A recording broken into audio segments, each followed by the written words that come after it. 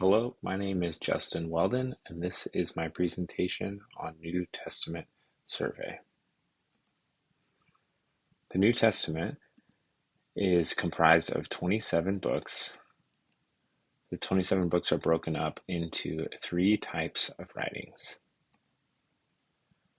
The first five books are the Gospels and Acts, and they are historical narratives. The next is the letters. We have the letters to the early church that were authored by Paul, and we have other letters that were written by individuals or were written by Paul to individuals. We see those, for example, through the book of James, Jude, 1st, 2nd, 3rd John, and 1st and 2nd Peter.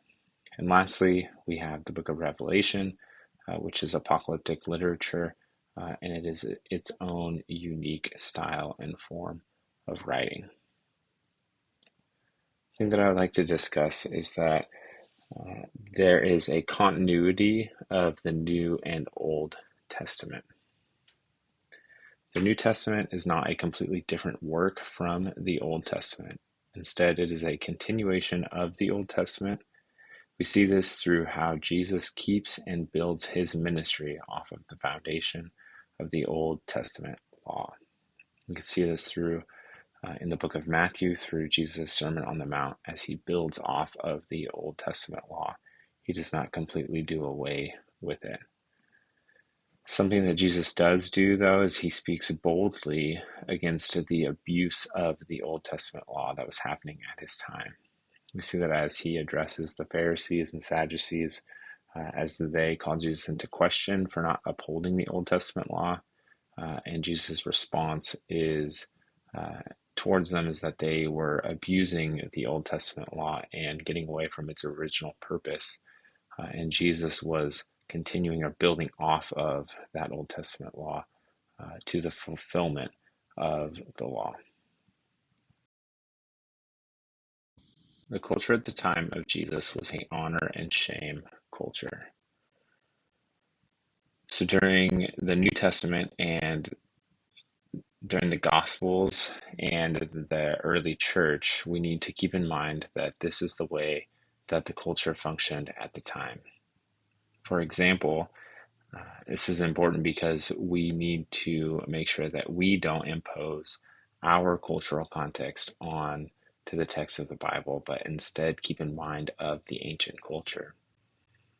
So when we read that the free gift of grace, we hear that God's grace doesn't cost anything.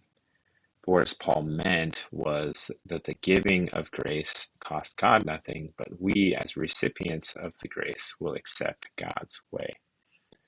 This is really important for us to keep in mind and for us to hold fast to as we move forward in our culture today. Because at the time of following Jesus' teachings was the most honorable thing someone could do. And so as the early church faced persecution, they saw that living a life for Jesus, despite being persecuted, was the most honorable thing to do. In fact, even facing persecution was receiving honor in the eyes of God because they were furthering the kingdom of heaven.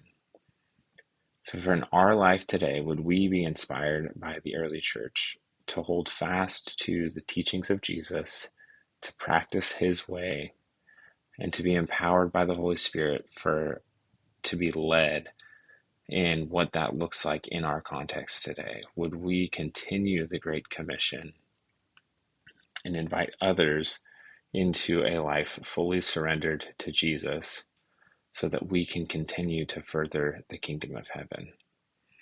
Even though our culture doesn't function in an honor and shame culture today, would we remember that doing what honors and glorifies God is the most important thing? And as we glorify and honor God through our lives and through the way that we treat others and love our neighbors, would they be inspired to live a life full of full surrender to Jesus as well?